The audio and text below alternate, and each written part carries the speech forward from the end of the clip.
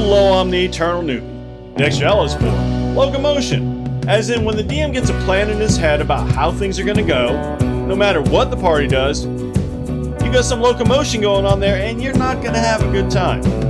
That's just one of our stories today. We also have a tale of a player who wanted a do-over in combat and took it despite what the DM said. We also have a story about a female player and the men who couldn't handle it. Yeah, I know. I was surprised that this was still a thing too. So sit back, relax, and enjoy these 3 terrible tales. Oh, please leave a like as fodder for the almighty algorithm. Thank you.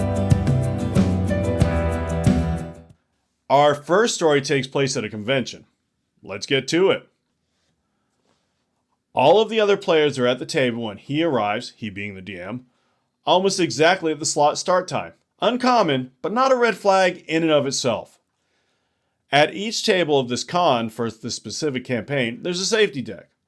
Players pull 1+ cards containing their lines/veils, and there are anything goes cards if you have none. DM shuffles them together, then displays all the cards. This lets players set boundaries without it being obvious who doesn't want what. At a previous session, for example, players pulled the animal cruelty, yelling/shouting, and child endangerment cards. The DM at the table picks up the deck, gestures with it, and says, "We don't need these, do we? Anyone have anything?" Oh, great. Now any player with a line or veil has to speak up in front of the entire table of strangers. So much for privacy. We get going and have our first combat, some giant rats. Standard fare for our party our level. We're mostly level 2 with a single level 1. Statistically, we're considered a weak party for this particular module, but combat goes well. We're able to mop the raps up with minimal fuss, and a couple of lucky crits. The DM gets a look and comments that he'll need to challenge us more. We demur. A crit is a crit, and not super indicative of party strength, and proceed further into the module. We're asked to investigate a thing in a swamp. Cool, great, we can do that. We ask about dangers and are told about territorial lizard folk on top of typical swamp issues, bugs, mud, gators, etc. We prod, but get nothing else. Okie dokie, let's head out. The NPC will take you halfway. You travel for about an hour after that, the DM says. Make a con save. We roll and generally do poorly. The DM gleefully explains that the swamp bugs are viciously biting us, and everyone who fails gains a level of exhaustion, effectively a flat -2 to all rolls. Crap. We asked about dangers, though? I said there were bugs. You didn't ask about countermeasures. You'll have to make this save every hour. Okay. We debate turning around, but we were dropped off halfway. The hours of walking back would result in so many bug saves that statistically, we'll all reach 6 levels of exhaustion and die. So we proceed, most of us failing the second save and collecting a 2nd level of exhaustion. We're now at -4 to all our various rolls. You can see a clearing with a hut in the middle. It's surrounded by 10 slobbering dogs. You think somebody is trapped inside. They haven't noticed you. We start brainstorming ways to save them and escape the bugs, but with most of the party suffering from 2 levels of exhaustion, we'd prefer not to fight if possible. Can we lead them away with the flying party member? No, they're not interested. Can we scare them off? No, they're too hungry. Can we distract them with food? No, they wouldn't be interested in rations when there's a chance for fresh meat. Can we kill one and use that as fresh meat? No, they won't eat each other. Fighting it is. I ask if I can go up a tree and am told there are no trees. I ask if I can go up to the edge of the clearing. It's a really big clearing. DM has the flyer make a save versus the dogs stink. Then says it's a 15-foot radius. Flyer points out they're 20 feet up. They're told to save anyways. You know, there are many types of DMs in this world. Some good, some bad. This guy seems like a mix of 2 different types. Both bad. First we have the author, who will only allow things to go the way he plans, and no input by the players is going to change that. Throw in a bit of the conductor who wants to see everything kept on rails for the session, and we've got a good idea of who we're dealing with. I'd even say this DM has a bit of the adversary in him as well, wanting to win D&D. Now, you don't want to see an author, conductor, or adversary at your table, much less a combination of the three. I think things are going to get a bit worse before they get better. If they get better. We get a surprise round on them and unload as best we can. Even focusing fire, we barely bloody won. One of the dogs breaks through the barricaded door into the hut. The flyer says they'll reposition, so they have a clear shot through the door. The door closed behind it. I'm friends with two of the other players at the table, and this is about where we start texting each other things like, I'm trying to survive this evening without losing my fucking mind. And what happens if we, as players, just walk away from the table? And I don't think I like this DM very much. I think this DM wants to win. One of our other friends isn't at the table, but ran the module earlier. When texted about this, we get replies like, there should only be a max of 7 of the dogs, 5 base, 2 more for a strong party. That is not a strong party. And this DM is doing you impossibly dirty. And friend filled me in on the rest. I'm so friggin' mad for you guys.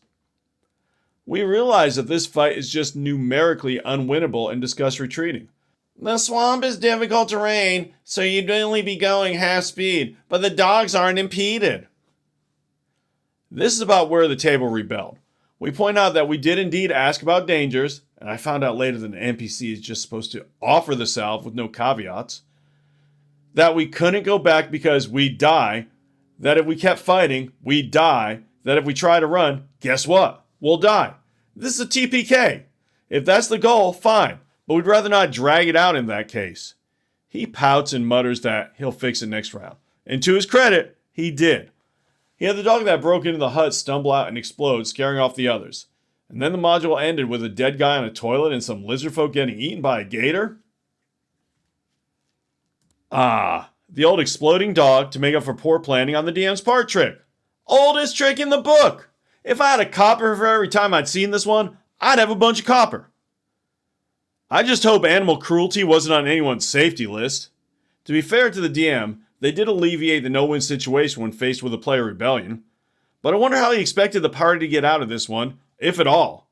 They couldn't win in the fight, they couldn't run away, and they couldn't even fireball their way out of it, being level 1 or 2. Wait. He wouldn't. OMG. He was totally going to have a DMPC come in and save the day, wasn't he? It all fits. What's the only thing worse than an adversarial conducting author DM? An adversarial conducting author DM with a self-insert DMPC. So this happened with a group I don't play with anymore. I was running a COS campaign for them. That's Curse of Strahd for the uninitiated. We had a session 0 to make the characters and discuss details about the game. This particular group was more roleplay leaning than I was used to, but that was a good thing. However, we still used a battle map and figures during combat scenario, for example. The story is about one particular player, that I shall refer to as Paladin. Paladin had been the DM for this group before me, and we sort of had this thing where we would take turns being the DM. I should mention that I didn't know the player that well personally, but we had kind of clashing personalities. Anyways, during character creation, Paladin made, as you might guess, an elven paladin that he described as noble but snobbish. But I liked the character, so I approved. The first minor red flag occurred when they were leveling up to level 4, and Paladin said he would pick the Polemaster feat. I jokingly replied that he wouldn't pick the Sentinel feat at some point, and he got a bit defensive and said that he would. I did not really have a problem with that, but I said that I would have appreciated a heads up earlier if we planned on using a pretty powerful combo. I do have to say that I knew how to handle that sort of build and what its weaknesses are. I wouldn't say that it's broken or anything, and besides, he would be a few levels away from the next feat, so I saw it as pretty harmless. Fast forward a few sessions, and the players were searching for the ruins of Bezerez. And they had caught the attention of Baba Lysaga. I had planned a boss fight for them with Baba Lysaga riding on top of her creeping hut. The fight was supposed to be difficult and dangerous, but not impossible, since I had hinted that the gemstone inside the hut might be giving it life, and the characters could see its green glow from the outside. As I said earlier, we use a battle mat and figures during combat scenes, so it's easier to figure out distances, positioning, and multiple enemies easier. The paladin did not want to face the hut directly and positioned his mini maybe 15 to 20 feet away from the hut, and maybe planning to use his polearm away from the hut's reach. What he did not know was that the hut's roots attack has a range of 60 feet. So I announced that the hut would be hitting the paladin a couple of times and another player as well. The paladin proceeded to say he is out of range, and I told him that the attack range was, and the hut could very easily reach him. He then grabbed his mini and placed it far away from the hut and said, "Well, if my character had known that, he wouldn't have moved there and would have moved here instead." I was stunned for a solid 2 seconds and just said that his character doesn't have all the information about enemies' attacks and abilities. And even if he did, he can't just move his mini if it's not his turn without my permission. He then just folded his arms like a pouting child. I didn't know what to do or say, so I just moved on and continued the game. Oh, and for context, this guy was older than me. He was in his 30s. Yeah, that doesn't mean anything. Some people, like the subject of the story it seems, never really mature. I'm surprised he didn't try to hold his breath until he turned blue. Now, personally, I would have handled things a bit differently. I would have replied with, "Oh, if my DM's character had known you were this big of a bitch, he wouldn't have let you play. Oh wait, he does know. Now move your mini back where it was." I think the nonchalant way this guy just moves his token out of danger and then acts like it's no big deal is a major red flag. If he's going to cheat on this, you know nothing is off limits. Like, this is something I'd expect from a child, not a grown-ass man. It does make me curious, though. How would you have dealt with this? Drop me a comment letting me know. I, 33 female, have been playing D&D in some form for about a decade now. Mostly I've been playing online with my college friends, and I joined an in-real-life group a few years ago as well. My online group is made up of 2 girls, 1 guy, and 2 non-binary pals, and we all know each other very well, having played together for the better part of a decade now. I was super nervous when meeting the in-real-life group at first, because there's always an apprehension that comes with being a woman walking into an all-men group, ranging from 25 male to 40 male. But to my surprise, everything went great, and they were all big fans of my sparkly dice collection and all pink dice trays and notebooks. I even tested them further by making my second character a raging lesbian. Once again, they passed with flying colors, and now after playing multiple campaigns and different systems together for the past few years, we are all very good friends. So, all in all, my D&D experience has been so far very overwhelmingly positive. I've made some really good friends, and everyone has been very nice, very kind, very inclusive. But recently, with my online group taking a short break due to scheduling issues and my in-real-life group testing out new systems, I have been missing D&D. So I went online to look for groups to join. I found one that had an open slot for an upcoming session very quickly. I had a quick chat with the DM, who seemed pretty normal at first glance, and I joined the Discord server with the group. DM told me the group's composition, what it was, and hinted that they might need a cleric. I looked through the rules in previous chats and found no obvious red flags. There were a few reasonable homebrew and house rules, and a boatload of memes mostly. But then came the first session. Everyone joined the voice call, and I noticed that most people had their webcams on, which I did not expect. I typed out a quick, "Sorry, gotta find my webcam," in chat, and muted myself before saying anything. They started doing a recap of previous sessions and introducing themselves, and it all seemed fine. But then I plugged in my webcam, and they all went silent. Now, my Discord name and profile pic are not exactly gendered, but I have my pronouns in my bio, and my cleric is a woman as well. DM is a man in his 50s, I would guess. Rogue and Monk both seem to be in their mid-30s, and Sorcerer is late 20s to early 30s. Anyway, I introduced myself and my character. One of the guys made a quiet joke about them finally having someone to take care of them after battles, which I decided to chalk up to clerics being healers, supposedly. The session went on. I was pretty quiet to begin with, being the new player in the group, but it didn't take long for our monk to start trying to explain to me how short rests work. I said thanks for the explanation, but tried to make it clear that I do in fact know how to play D&D. Shortly after, Sorcerer tried to correct me on using Healing Word as a bonus action because spells take a full action. I argued that reading the spell description shows how the spell works, and that unless DM changed that as a house rule without stating it anywhere, I would be using bonus action spells as intended.